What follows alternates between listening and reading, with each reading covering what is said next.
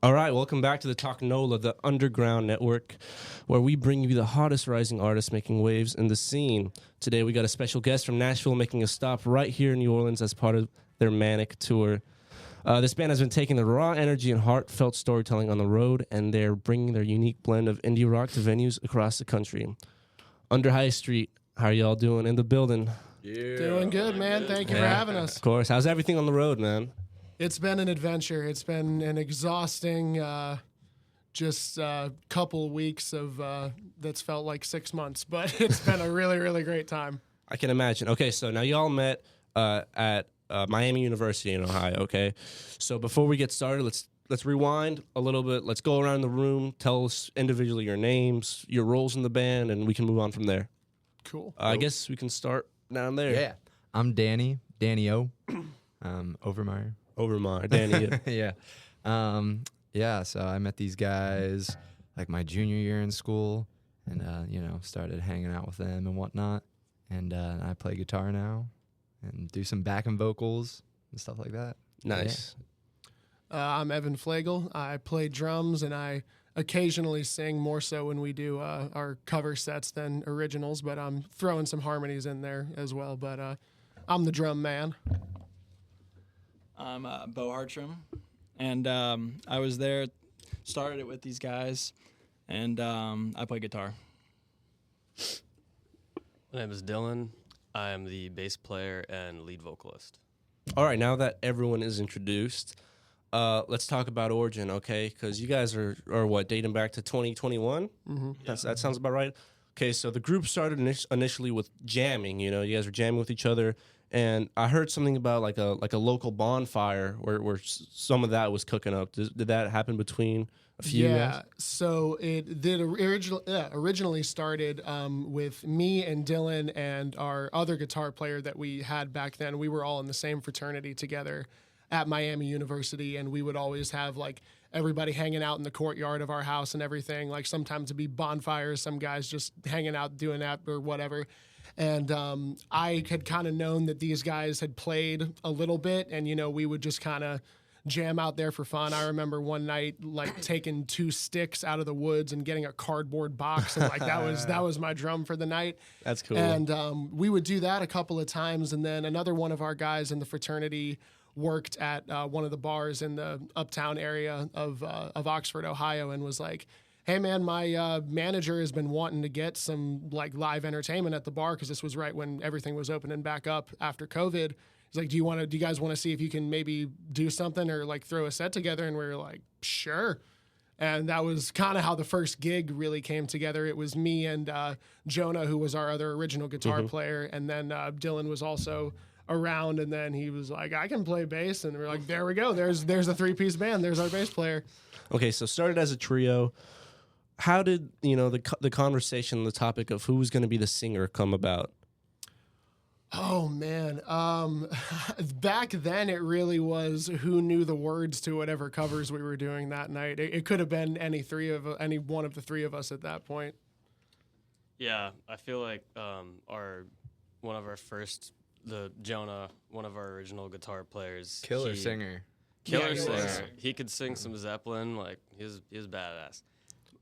He definitely knew more covers, but I was writing a lot of stuff at the time, and I saw it as a great opportunity to showcase some original stuff that I've been working on, and thankfully they accepted it with open arms, and I think it's kind of grown from there. Yeah, it really was like such a mismatched type of set, but one thing I've always kind of been really proud of with this band is even in the very earliest stages of it when we were not good at all and we were just, filling time at a bar, we've never had a show without at least one original song at it.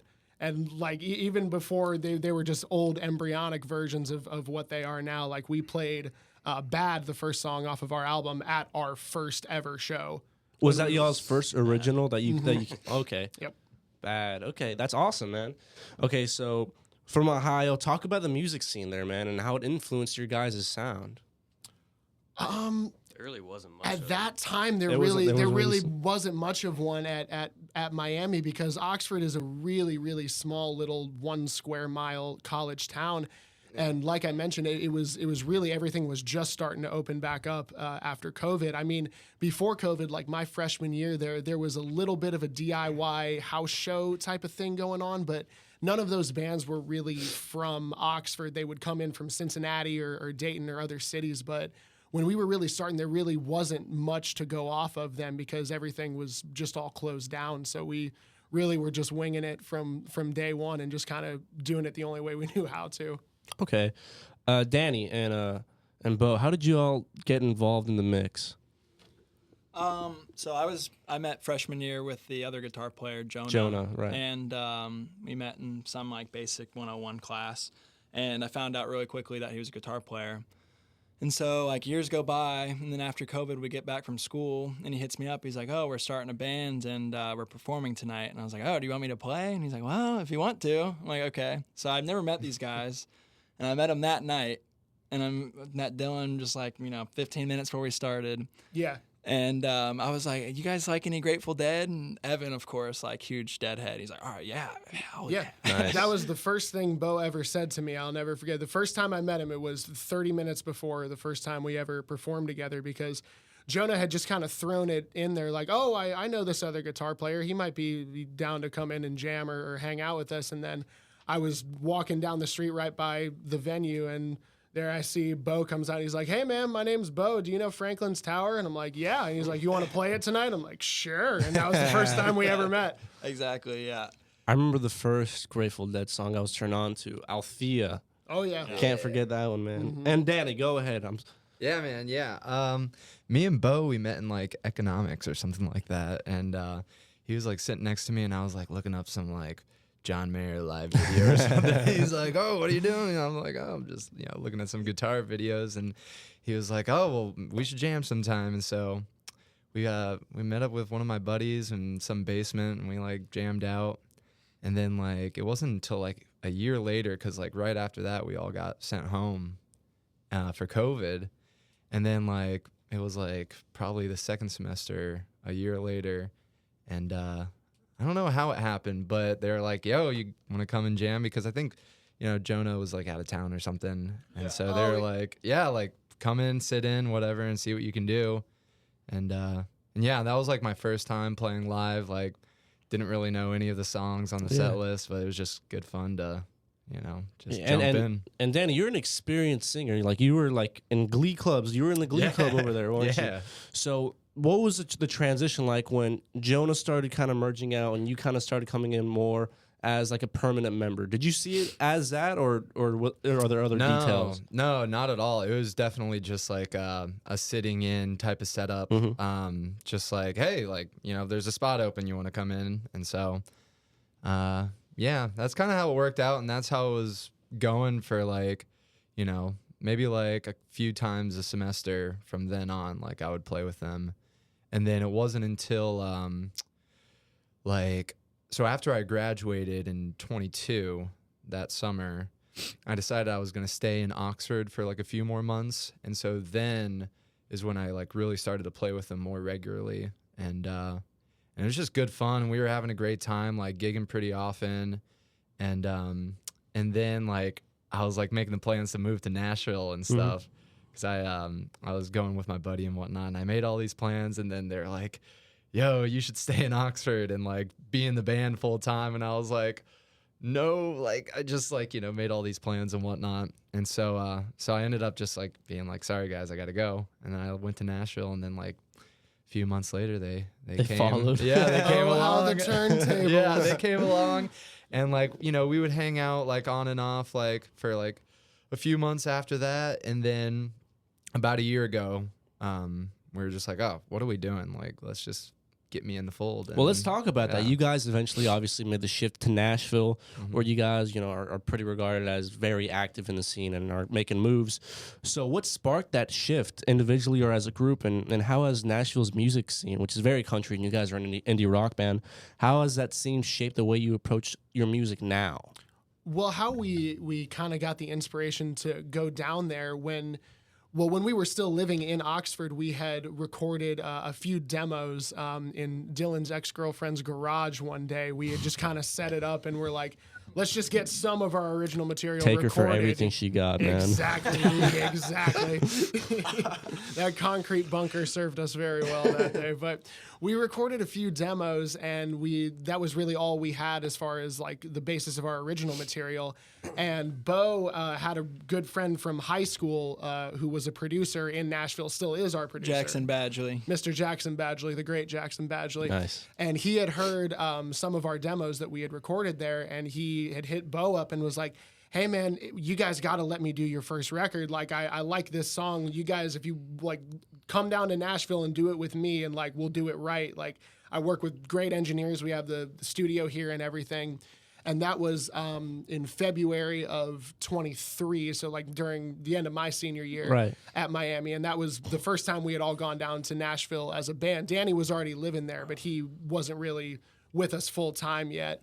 And then after we spent the time down there recording our first album, he was like, hey, if you guys want to be serious about this, you know, Oxford's it's a pretty small little town in Ohio. We've kind of done everything that we really set out to do there. If you want to be serious about this, come down to Nashville. Like, we can show you where to go. We can show you like the places you should be reaching out to. And that kind of sparked it all for us. So thank you to Mr. Badgley for that inspiration. Yeah, shout out. But what was that? What was a song that really made people turn heads and like, whoa, like that sounds like really good. That sounds better than like an average local band. Are you talking about like from the first set of demos, or once we had done like the album? In general. Oh, I think the one that had caught his ear for us to do the album was 20 something. Not the version of it that's out now, but there was an older demo version with Jonah on it, with the original four of us. That was the one that kind of caught his ear. But I remember when we were doing the album, when we first heard like the intro in the first 30 seconds of Strawberry Blonde, like our first little cut and mix of it, we were like, that's the one. Okay, that's gonna be the one right there. At least that's how I felt. I think these guys would agree. Yeah, also like it was personally my first time even in a professional recording setting, so Me it too. hadn't even been mixed yet, but just the fact that it had been recorded through high quality microphones. And like, it didn't even need to be mixed. I was like, this is the best we've ever sounded. Yeah. It got us really excited. That's awesome. When okay, so Jonah left the band. When managing like members that leave, because a lot of the times, you know, things can get ugly when members leave, and the group has a little more success than before. You know, has there ever been an instance where things got ugly, or he was like, oh no, you can't play that song because I played that song, or you got to do so-and-so because I'm on this song? No, it wasn't really like that. I mean, the only like ugly times that ever happened were just, you know, typical us arguing on stage or after a show about something. But I don't think Jonah really had any long-term intentions with it from the get-go. Okay. So it wasn't like a shock all of a sudden, like, oh, I'm done, I'm out of here. Like he made it pretty clear from the get-go what his intentions were. So he was really more like phasing out over time than he was just like abruptly leaving one day. So there was no bad blood or anything with that. It was never, you know, any difficulties in that regard. Do y'all still keep in contact? I talk to him every now and then, yeah. He lives in St. Louis now, and he's doing very well for himself and working out there. You know, he's been doing his own thing, but I think we're trying to actually play a gig in St. Louis on our tour this summer, and if we can, I'd love to have him come up and sit in with us again for a song. But It's at Marshmallow, May 23rd. oh yeah, there you go. Cool. But yeah, no, never really any bad blood there or anything. It happened all kind of very smoothly. Pretty you know, natural. yeah, it was never a shock or anything. We kind of knew the direction things were heading in before that. So, Strawberry Blonde. I want to talk about Strawberry Blonde for a second because it's been your most streamed song on Spotify. What do you feel makes it the most popular song? Is there something about the song stands out a little more than the other songs? I'd love to hear individual perspectives on this as well, because you might see it a different way, or Bo, you might see it a different way. So, You want to just go around? yeah, let's go around. Let's start with you, Dylan. That guitar hook in the beginning is very simple and palatable and listenable and catchy and awesome. And I think it gets you paying attention. And I really liked the lyrics I wrote for it. I think it's kind of easy to get some good imagery out of it. Some of the other songs I've written are a little more vague and open to interpretation, but this one you can kind of really picture what the narrator is talking about. Right. No, yeah, I would say out of all of our songs, I would say this is probably like one of the poppier ones, and then with like some, clever lyrics that with good imagery, like so kind of what Dylan was saying. Okay. But just overall like a high energy song, like people have referred to it as like kind of like Maroon 5-y. I really? can see that, yeah. So I don't know, Who have kind of y'all- familiar in a way. Have there been bands where you guys have been compared to in terms of sonically? Oh yeah, absolutely. I mean, Arctic Monkeys is a big one. People Okay. say a lot. Recently on this tour, our live sounds and tones were compared to Moon Taxi. Yeah, somebody did say Like, Moons. they I've were heard people going say on- the Strokes a couple times Yeah, before. cool. Dylan's a huge Strokes fan, so that's cool. like, Yeah. he loves Strokes. I like so the Strokes as well. Naturally, that bleeds into some of the sound, but What I'm thinking, what Monkeys album? Probably Favorite Worst Nightmare, huh? Or their first album. I think that the first two, I mean, those are my two favorites Mm-hmm. of theirs anyway. Like those are the ones I've drawn the most from myself. I feel like Matthew Helder's on that first album is just insane because he's a Absolutely, big John Bonham fan, so he Me kind of too, took brother, me he too. took a lot of those licks from like those early Zeppelin records. So I mean Yeah. that was pretty awesome. Y'all reflect back on classic rock a lot, like Zeppelin or the Stones. Personally, all the time. I mean, that was my kind of intro into all of this. Really, what I cut my teeth on and what I really studied the most as far as drumming goes, and like what I listen to myself. Well, to answer your question with Strawberry Blonde, though, for me, it's absolutely my favorite lyrics of Dylan's that I've heard thus far. My favorite line of his in the song too, I'm gonna mention. I don't care if it embarrasses him because I love it. The palindrome of "I like the way you think I think you." I love that little palindrome in there, and it's a subtle little thing, but I Right. think it's really, really cleverly clever written. wordplay. And yeah, I think that the song gives us a lot of freedom in its arrangement because you can take it exactly like it is on the record. It's straightforward, works very well structurally, very nice. Or how we've been doing it a lot recently is where the guitar solo is on the record. We've just kind of brought that down and turned it into a whole jam sort of thing, and taking it to different levels and different rhythms and everything like that. So I think it just allows us a lot of freedom within it, and I think it can work in that way, or it can work really straightforward too. And we'd like to do that with a lot of our songs. We're like I think all four of us are fans of any type of genre of music that includes improvisation and just like kind of spur of the moment, inspiration, anything like that along those lines. Yeah. And so like, any song we can do that to, we love to try to take that out as far as we can. Not a jam band, but a band that jams. A band that likes to jam. Can jam if we want to. Yes, sir. Yeah, I mean, Strawberry Blonde is just a hit, man. Strawberry Blonde likes cherry bombs. I mean, she's a wild gal, it's fun to hear about that kind of thing. It gives you a little excitement, a little bit of, gets you hot. Hey man, y'all write hits, man. Under the collar. Yeah. So, let's compare Strawberry Blonde and let's compare that with your most recent single, Manic, which you are on tour promoting and playing. What was a change in direction of the sound, and was it intentional? No. It's like the aftermath of the Strawberry Blonde girl. No, it's completely unrelated. Actually, I mean, so You Geddy lose your Lee vibe. is astronomically, probably one of the best bass players ever.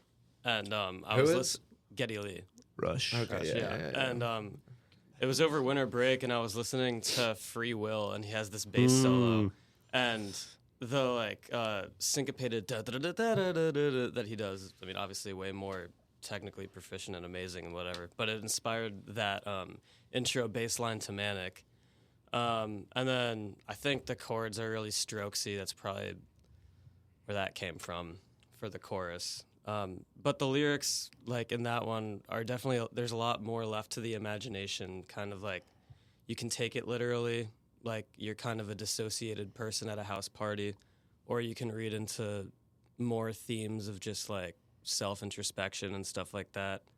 I'm still kind of discovering each and every day what the song is about, how I feel when I play it every night, you know. I really enjoy playing it, and I'm excited to be sharing it with everyone on the road. I love having a song in 6/8 too, because I had been, a couple of my friends had asked if we were ever going to have a song in 6/8, because it's a moving, grooving, thumping type of feel on that. And I like that you mentioned Fish earlier, because I don't know if I've ever said this publicly, but there's one fill in Manic that I pretty much stole right from John Fishman out of the song Gaiuti, where where I kind of go up the toms on that like into the pre-chorus part, and I pretty much lifted that from a section of that Fish song, because John Fishman is like my favorite drummer alive in the world today, one of my biggest inspirations ever. Nice. And I threw that little thing in there, and it that's one where I haven't really, I guess, thought of what exactly does it mean to me, but it kind of, it's a different type of groove than any of our other songs have been, and it's just, you know, tapping into a different part of my brain, and, you know, giving me the opportunity to throw Fishman licks in there, which always makes me happy. I mean, it's funny that you mentioned borrowing licks, because, I mean, that's gonna happen. Like, Yeah. Are you familiar with Song for the Dead, Queens With of the what? Stone Age?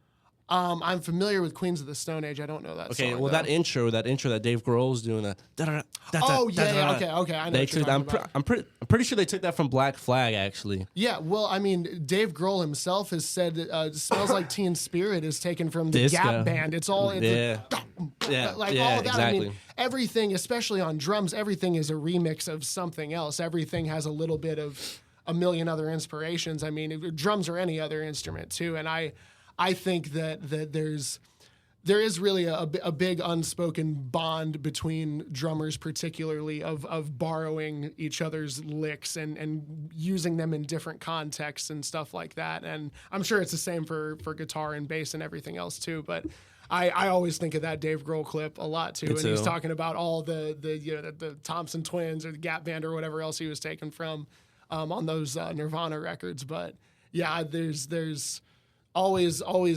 opportunities to throw your heroes in there and throw little tributes to them and on those licks. Yeah.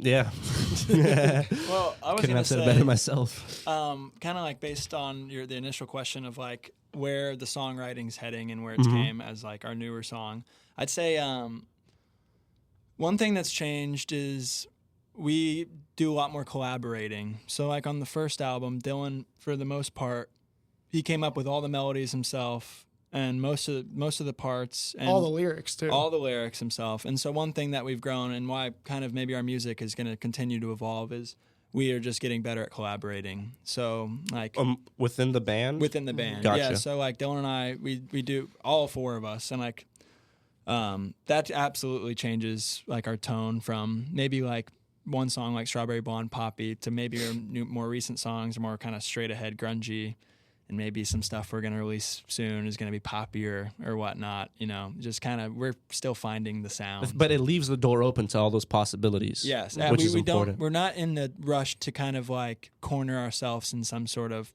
you know, genre or like characterization. That's a really important thing. Even though it's encouraged, like people will, you know, openly encourage, like, hey, you should probably lean towards this sound. This is what's kind of, like, we don't want to do that. That's not one of our desires. But I think if you do anything really, like if you commit to it and do it yourself, it will sound like you, regardless of the genre. I mean, like Burgundy is a half reggae, half rock song. You know, I like really like that tune. Thank you, man. I do too, and I love blending stuff like that, and not like Bo said, cornering yourself into one particular genre just to like have a defined sound or whatever. Well, hey, let's talk the Manic Tour and y'all's live experience. So we talked about where you've been. Now let's focus on where you are right now. You're in New Orleans. Welcome to NOLA, man. Thank you. And so you're currently on the Manic Tour, making stops all across the country. Tonight's a big night for you. You're going to be performing at the Howlin' Wolf, a legendary local venue here, actually. And so you're going to be performing with Gold Connections and ex-military. What can fans expect from tonight's show? Go around. Yeah, expect a lot of fun, man. I mean, be ready to dance. Yeah, just ready to have a good time. I mean, we just love. I mean, I feel like more than any other band that I've played with, like, I mean, we just really suck in whatever energy is put out into the room, and so I mean, if it's out there, I mean, it gets put right back on stage. So, yeah. Yeah, I would say if you like the stuff that we have out there, expect to hear your own specialized version of it tonight, because we will play the songs, but we will not play them exactly as they've ever been played before, which I think is a good goal for any of our shows that we have. We're gonna feed off that room as much as we can. We're gonna try to put out as much energy as we possibly can, and this is the last stop kind of on this run, and so I'm definitely trying to go out with a bang tonight. So y'all are headed home after this, huh? Yep. Straight home. No, I think Evan put it pretty good. I mean, it's like a 45-minute set. Just if you enjoy the album and you kind of listen to that, I think it'll probably be interesting for you to come listen to the live versions of the songs and kind of the energy that we put out whenever we put them live. And some songs might be faster, more energy, might spread out somewhere. Maybe Dylan will forget some lyrics or something. He might make up some new ones too. No, just kidding. But it'll be fun. Definitely be a good time. Yeah, we make them even more our own, I would say, on stage live. We, feed into it more, and we blossom it, and then we're also, feeding off the energy of the crowd. So Yeah. What's that drive like? Was that 8 hours from here to Nashville? yeah. Oh, Yeah. from here to Nashville. No, we went from San Antonio to. Well, yeah, but you guys are headed home after this, so I was wondering what that drive Maybe was. like 8 hours. Yeah, Yeah. eight and change or so. Yeah. What are some good local stops in Nashville for like food? Pretty greasy. McDonald's. Hey man, Acme Feed and Seed. Shout out. They On got the Lower best Broadway. food on Broadway, baby. Come and say hi. Hattie B's Hot Chicken. That's a local one.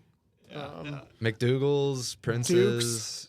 Yeah, Duke's is makes some good sandwiches. awesome. That's out in East Nashville. But Yes, if you need some Duke's, good late night absolutely. food, Yes. D's Country Cocktail Lounge. Oh, yeah, there you Great go. spot if you want to see some good, local country music and stuff like that. Bluegrass, Not like yeah. the pop stuff, but like some traditional people type living country, it. yeah. Bo, you're a big bluegrass fan, aren't you? I enjoy bluegrass a lot. Danny, I would say, is more of It was the bigger more fan. you, Danny? Yeah, Danny Yeah, loves. yeah, definitely. I've been teasing a lot of bluegrass stuff, as I work on guitar and try and get better at that. But definitely the last year or so, been trying to get as much into it as I can in my free time.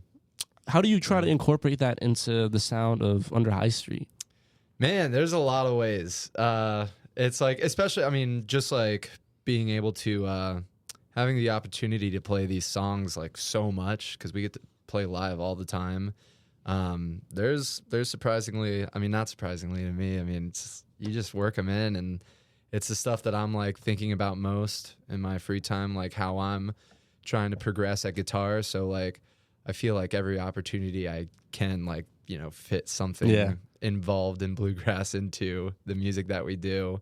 I try and give it a shot, but it's been fun to do a really try to hone in a totally different genre of music, and then we're doing this hardcore alternate rock and whatnot, and so it's a fun dichotomy of sorts. Do any of y'all find yourself doing that, working on a different genre and try to incorporate that into the sound of. Well, Bo's I'm trying to get Bo to hop on the bluegrass train with me. And Yeah. we've been working on it a little bit. And it's been fun because it's like it's such a great community genre. It's so much better to be shared with other people. So me and Bo have been trying to get into it. Dylan's been working on it as well, so that's been fun. We just need to get this guy a washboard right here. There's no drummer in a bluegrass band. As far as different genres go for me, I won't say that I'm always am consciously thinking I'm gonna pull from this or this. I kind of just have to, because we've done these songs for so long, and like we know them as a part of us. Really, I can kind of just lean on all of my drumming influences combined to kind of think, what do I hear for this part? What would I like to be done here? What do I think fits here the best? And I think when you have that type of familiarity with the people you're playing with and the songs that you're playing, it's kind of easier to tap into like all your influences at once and kind of think, just trust yourself and I hear this right here. I think this would fit right here, and you'll find that you'll pull from much more than just like a basic 4/4 beat or something like that on drums. Well, so you guys got into New Orleans this morning. Have you tapped into like second line drumming? Have you heard the kind of the trad styles of New Orleans music when you guys were coming in? Because you were in the French Quarter this morning. Yeah, style beat is like so cool. I was definitely enjoying, even as a non-drummer, like hearing just a guy on the belly drum. He had this one like marching bass drum and one cymbal on it, and he had just a little, I don't know if it was some little metal, so it wasn't a stick, but it was some little metal thing he was hitting the cymbal with, and he just had one mallet on the bass drum, and he was a one-man orchestra with that. Like, he might as well have had a full drum kit there. Like, it was everything you needed, and like, it wasn't that he was playing anything crazy fast or crazy complicated over it. It was just right in line with the whole band. It fit so perfectly with what the trombones were doing, with what the sax was doing, with what everything else, but it was really a perfect less is more example. How does the vibrancy of this city compare to a major music city like Nashville? Oh, man. I've been thinking about that ever since I showed up last night, because, like, I feel like, especially just, like, walking around last night, I was like, everything... We were, like, in the Frenchman area. Yeah. Right? Yeah. And it was just, like, walking through those neighborhoods and whatnot. I was just like, everything about the city in general just kind of... Or just, like, that area kind of fits your expectations of what... New Orleans is like, and like playground here for musicians. Yeah, and it's like all like, but like even just like the architecture and stuff like that, beautiful. And like just seeing all these like colorful shotgun houses and stuff, and and like seeing the streetcar railway and all the whatever. But man, I'm sorry, I hate to interrupt you. Go ahead. Well, yeah, I was also kind of thinking about like the music culture and stuff like that, and I don't know, I was just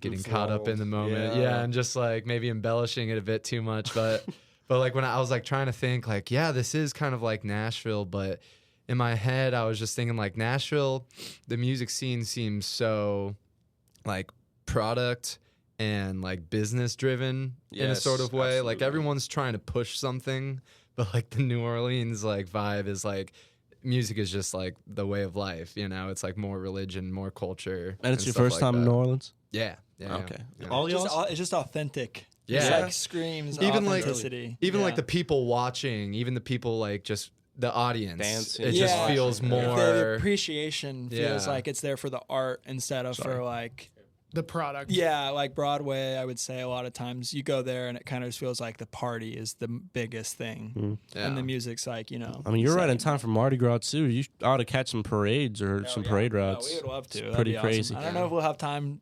unfortunately, but yeah. I don't think this will be our last time. I would hope not. Have you made your way to Cafe Du Monde yet? Yeah. We got that this morning. I told you guys. I gotta ask a question. Go for it, man. Google's AI and Reddit and coffee subreddit has informed me that chicory actually does not contain any caffeine. Is that true? Does anybody know? I don't know about that. I felt caffeinated. I It was It was a definitely. placebo effect. I don't know. It Yeah. tasted like a little bit less acidic than coffee because Bo just got the French roast, and so I tried that. I was like, that's definitely coffee. And I sipped mine, and I was like, it still has a bite, and I feel a little bit of a jolt. But I looked it up because the lady behind the counter was like, it's strong, and so I was like, so what's the deal with chicory? And it's like, chicory is a coffee alternative that is not caffeinated. It's like, what? And so I guess Hey. people say they cut. Anyways, stream cut our coffee music. with it. Yeah. Okay, yeah, What but I'm going back to the passionate to the city experience and the God. So I was on the street before I interrupted you. I was gonna say that I was on the streetcar the other day. I was with my girlfriend and we were coming back from a Valentine's date, and we're taking the streetcar back, and as it came to a stop, there's the doors open and this car kind of brakes, bro, and this little white Mini Cooper. Boom! Right to the back of it, bro. What? Like in front of my eyes, like no more than like 10 feet away from me. Oh man. That's crazy. Authentic. Authentic, exactly. Okay, so let's get back to touring. Touring can obviously bring its highs and lows, but what's been one of the most memorable or unexpected moments from this tour so far? That's a good question. Like, has there been a standout city? San Antonio for sure. Yeah. San Antonio was a Feel the very love. pleasant surprise. It was a very. I mean, I didn't. Not that I thought it was going to be bad or anything, but it. As far as like the venue we were at and the energy of the people there. The whole block. Of Yeah, our the venue whole was just block lit. around there, and I don't know. It wasn't really downtown proper or anything, but it was It was a kind of like an really- East Nashville vibe. Yeah, Like yeah. like I don't know, a couple places. Sorry to interrupt you. Oh, but no, like you're a good, couple you're good. places we've been have just reminded me of East Nashville as kind of like an alt scene. And but San Antonio, that whole block was cool. And shout out to Paper Tiger. They were sweet. That's where we performed at.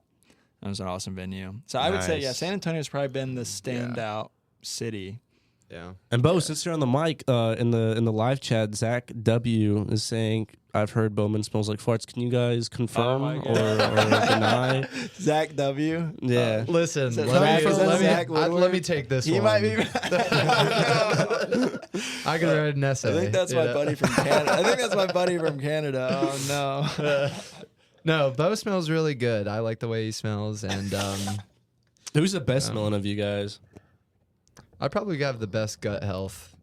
So just naturally. Just a natural musk. Pheromones. I'm pretty happy with my microbiome too. I think we go toe to toe there. We could go band for band. Band for band. I would put myself in the more just neutral smelling Just like, category. I don't think I have too much coming off of me. And we Good, never bad, or smell indifferent. bad. We gotta No, get we you to don't Bourbon smell Street. bad. We gotta get you guys to Bourbon Street if you want to be smelling a little musky. Oh yeah. Before we came. I had the seafood gumbo at the gumbo shop. They had the chicken. Oh, it was so good. Hopefully it's not radiating off us. Okay, so some challenges. Let's go back to tours. Let's stay on the topic of tours before we digress a little too much. What's been the biggest challenge you guys feel like has been just for the aspect of touring? Is it the long hours on the road with each other? Is it financing it? Just feel free to jump in wherever. Well, I'll start because I feel like I put most of the dates together for this. So, like, in general, I would say one of the hardest aspects is just booking the tour. And then after you get it all together and you get it scheduled and you try to make a logical run that logistically makes sense, all that.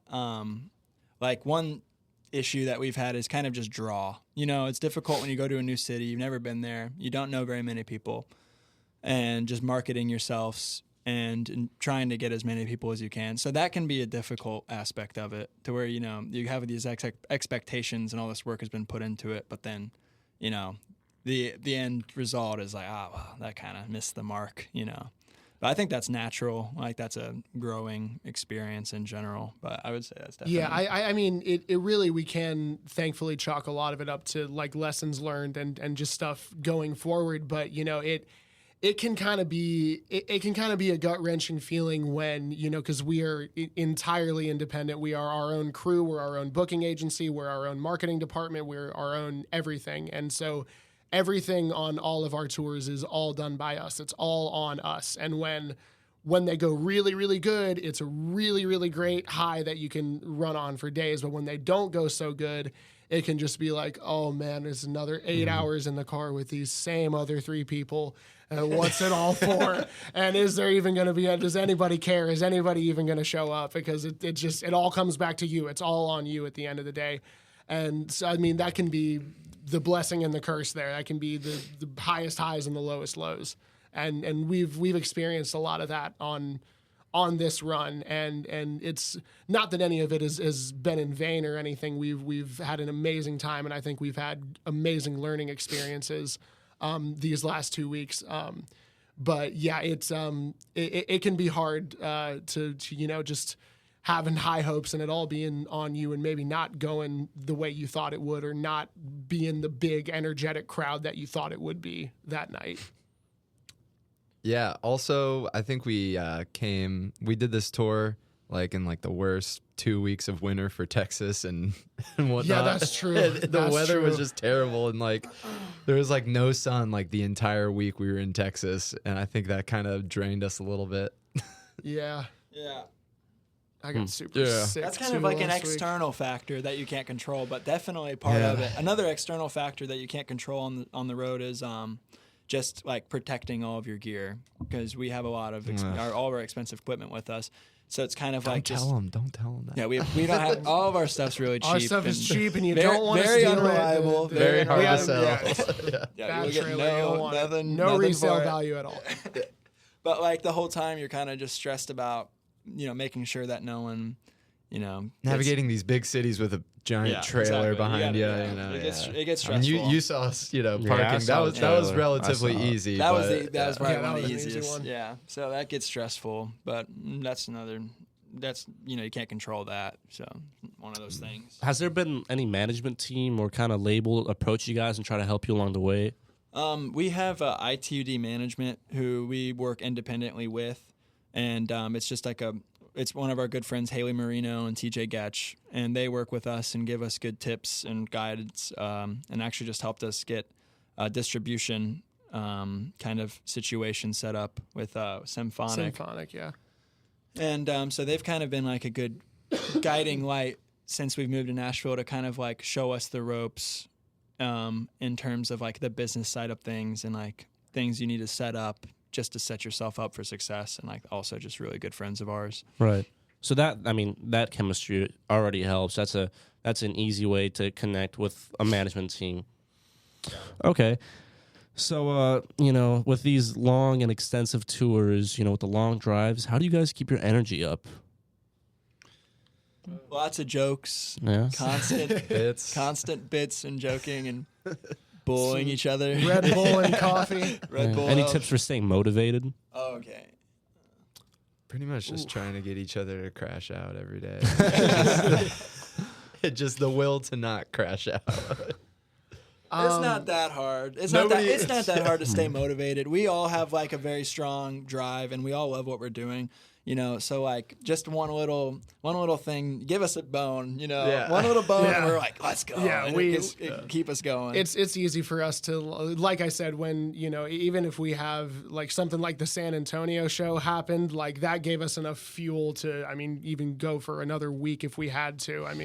We are all looking forward to sleeping in our own beds in the next couple of days, but like I think we're very good about, just counting our blessings when we get to a new city. Like even just looking around at Bourbon Street and everything this morning and just thinking, I'm here because of these little songs that I'm playing with 3 of my best friends, and like I'm seeing this country and Living the seeing dream, man. living the dream, and it's all the stuff that I mentioned before. It's the definition of first world problems. Like, I'm getting to be here. I'm 24 and seeing this country and just playing music in every city I possibly can, and I'm having the time of my life doing it. So it's no real issue for me or I think any of us to be motivated to do it or keep doing it.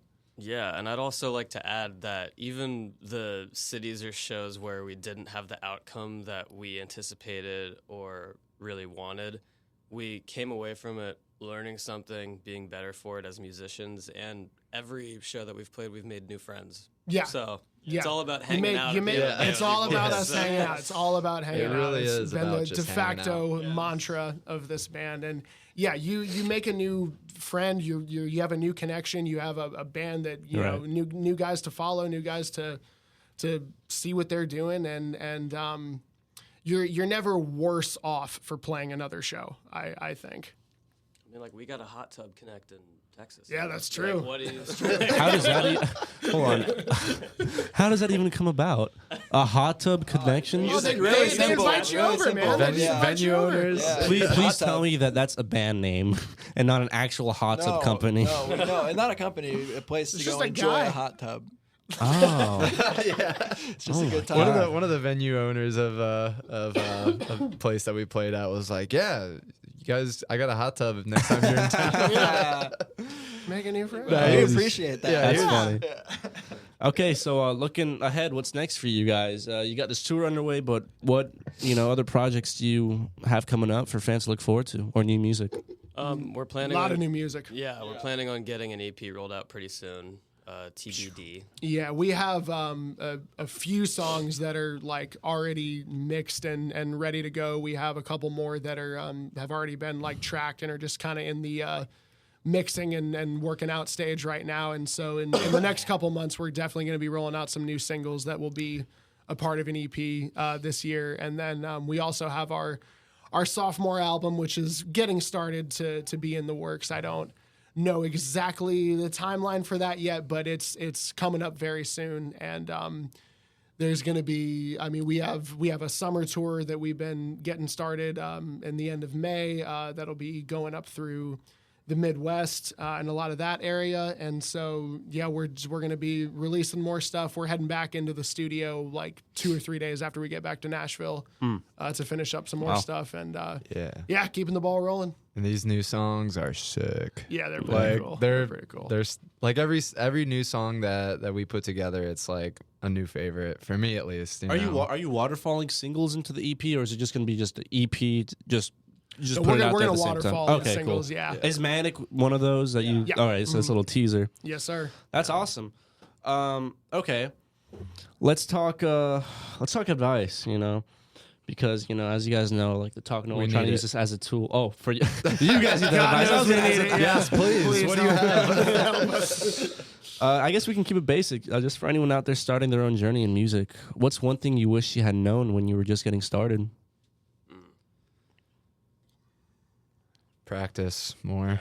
Practice, that's the number one Practice thing. all the time. It's cliche, but it's so true. Like practice, but then practice more, but then also listen to as much. Listen to stuff you wouldn't normally listen to, and then listen to stuff that you do normally listen to, and then listen to more stuff you wouldn't normally listen to, and just compile as much of an encyclopedia in your head of stuff that you can, and just you can pull from it way more than you. How many think you'll be hours do you able think to. you guys have on your prospective instruments?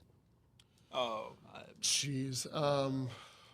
If you could even spitball. I mean, I have all. This will be 10 years on the drums for me, so I have no idea. I have no idea. Y'all know about the I think 10,000 hour less rule. than 10,000. Yeah. less than 10,000 for sure. Not enough. I'll say that. Not enough. Still counting. Yeah. Yeah.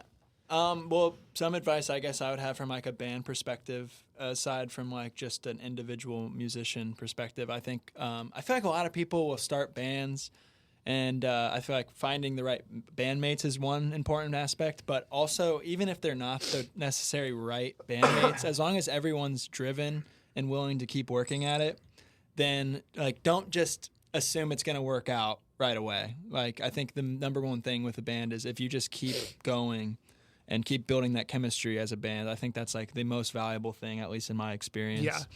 Yeah. Not just rushing or keep switching out individual musicians or songwriters or whatnot. Get a good group. Try to have a core and stick to it and believe in each other and work your ass off. And like that's the biggest thing, I think. I would also say like perform with other people as much as possible, or like not even perform, but play with other people as much as possible. Yeah, Man, I you guys think have that's pretty- performed with some like big names, you know, the Stews, Mom Rock, and Strawberry Launch, yeah. Yeah, but I just mean like play with other people, like Yeah. As a single musician. Yes. Yeah. For someone Got it. for Like, someone yeah. starting the same out, song at the same time, you know. Like, yes, for someone starting out, the like individual practice is very important, and individual practice will do great things for you. But I very strongly believe that nothing is better for you as a musician than playing with other musicians.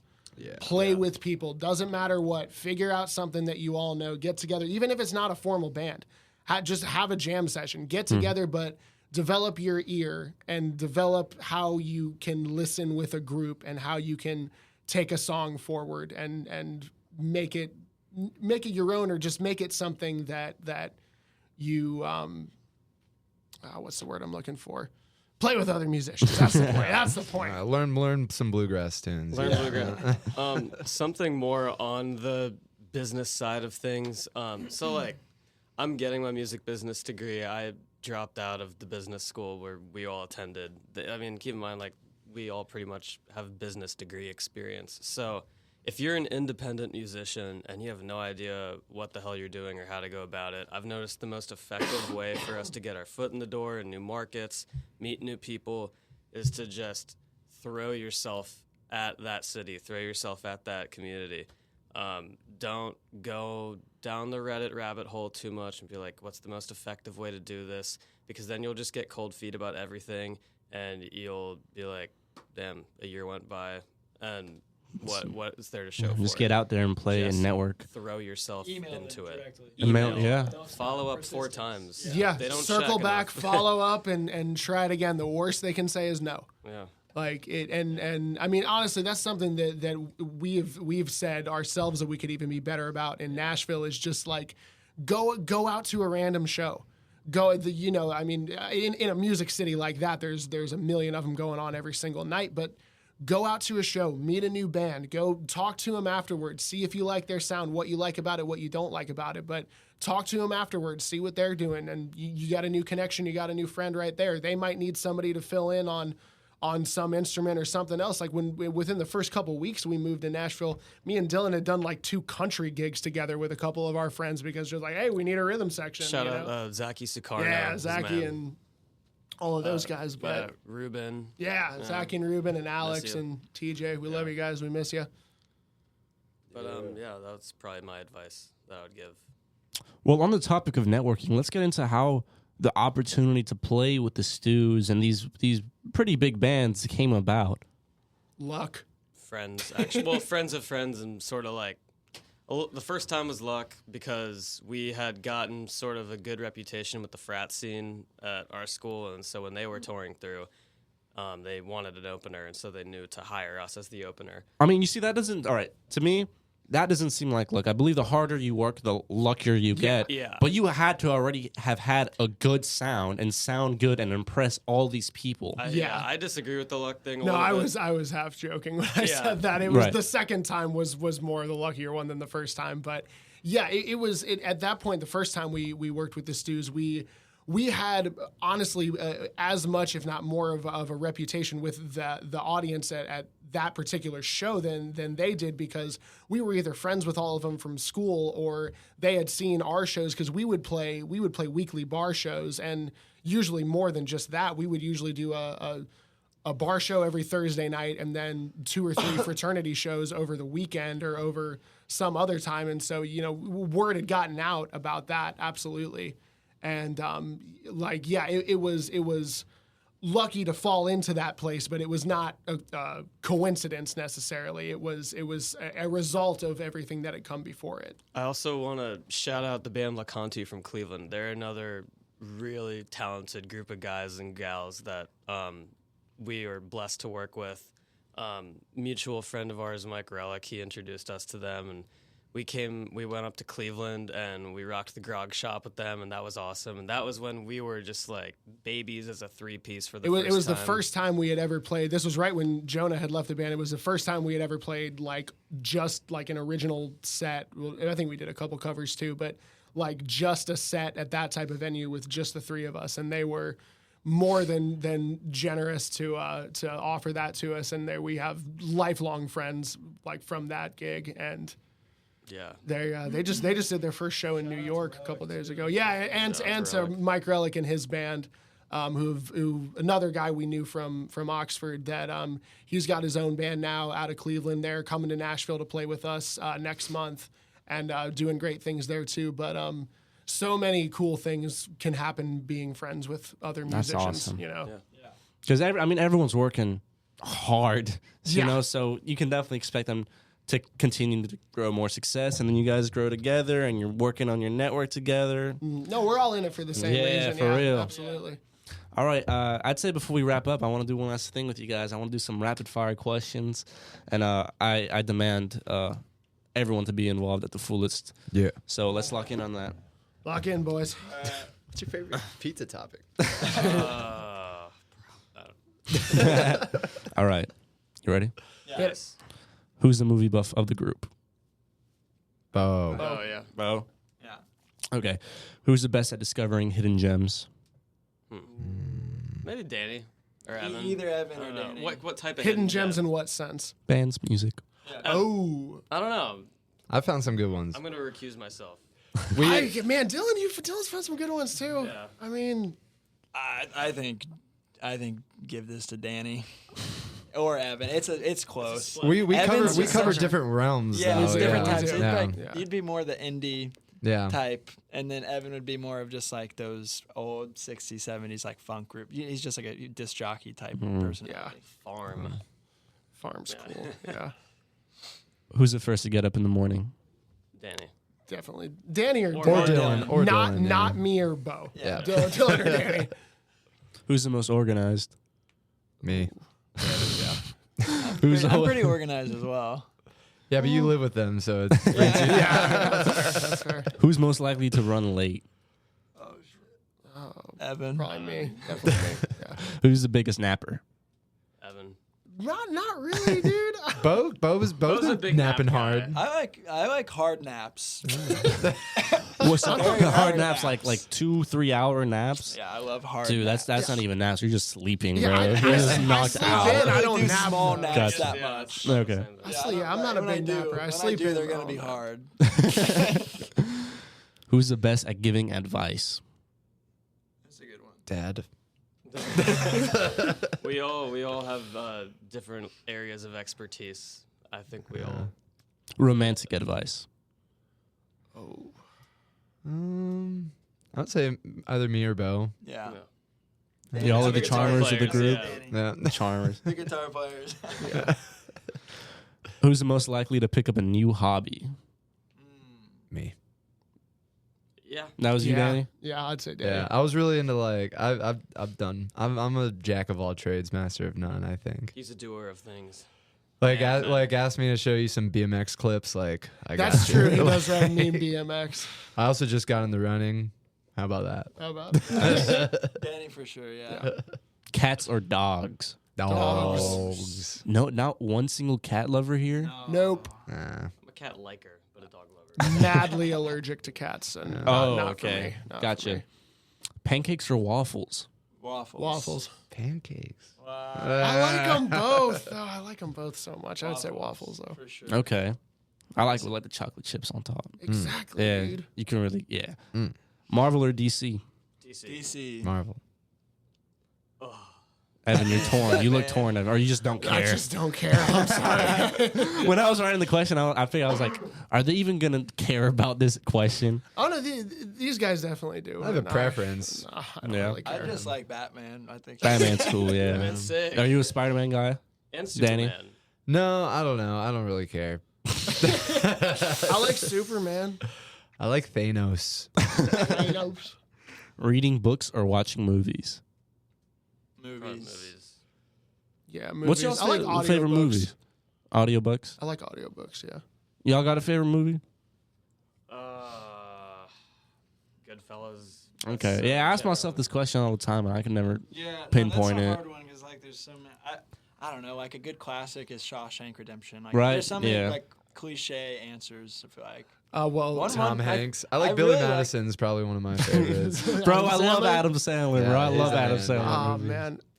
Well, being a drummer, I do love Whiplash. I've seen it probably 20 times. Yes. But Back to the Future is always my comfort movie. Okay. That's my like lifelong comfort. And there's music in that too. You know, Yes, there is. the Great Chuck music in- Berry scene. Huey Lewis in the News, man. Yeah. Okay. I think you guys are gonna like this last one. Live shows or recorded music. Live shows. Live shows, yeah. Live shows. Okay, guys. Well, it's been great having you all here today. Thank you for sharing your journey with us. Make sure to catch them tonight at the Howlin' Wolf with Gold Connection, and ex-military. It's going to be a show you don't want to miss. Can you guys confirm that it's a show that you don't want to miss? Confirm. Yeah. Confirm.